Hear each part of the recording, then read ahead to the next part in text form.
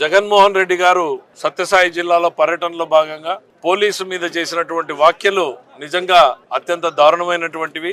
ఆ రకమైనటువంటి భాషని ఒక మాజీ ముఖ్యమంత్రి స్థాయిలో మాట్లాడడము అంటే ఆయన సంస్కారం ఏంటి అనేటువంటిది అర్థమవుతా ఉంది. ప్రశాంతంగా ఉన్నటువంటి జిల్లాలో మళ్ళీ కులాల మధ్య, వర్గాల మధ్య, లేకపోతే ఫ్యాక్షన్ని చిచ్చు రేపే రకంగా ఇవాళ వైఎస్ఆర్సీపీ ప్రయత్నం చేస్తూ ఉందన్నటువంటి విషయాన్ని ప్రజలందరూ కూడా గుర్తుపెట్టుకోవాలి. అప్రమత్తంగా ఉండాల్సినటువంటి పరిస్థితులు ఉన్నాయి. ఇవాళ చంద్రబాబు నాయుడు గారు రాజకీయ కక్ష సాధింపులు లేకుండా ప్రశాంతంగా రాజ్యాంగబద్ధమైనటువంటి పాలన ఇస్తున్నారు. తప్పు చేసిన వాళ్ళు ఎవరైనా ఉంటే వాళ్ళ మీద చట్ట ప్రకారంగానే యాక్షన్లు తీసుకోవడం జరుగుతూ ఉంది. ఈ రోజు ఎవరి మీదన్నా కేసులు పెడితే కేసులు విచారించి తప్ప కాదా అని చెప్పడానికి కోర్టులు ఉన్నాయి. తప్పు చేసిన వాళ్ళు జైలుకు పోతున్నారు, తప్పు చేయని వాళ్ళకి బెయిల్ వస్తున్నాయి. అంతేగాని ఇవాళ రాష్ట్రంలో ఎక్కడా కూడా పోలీసుల్ని స్వేచ్ఛాయుత వాతావరణంలో పనిచేసేటువంటి అవకాశం కల్పించినటువంటి ఏకైక ప్రభుత్వం చంద్రబాబు నాయుడు గారి ప్రభుత్వం.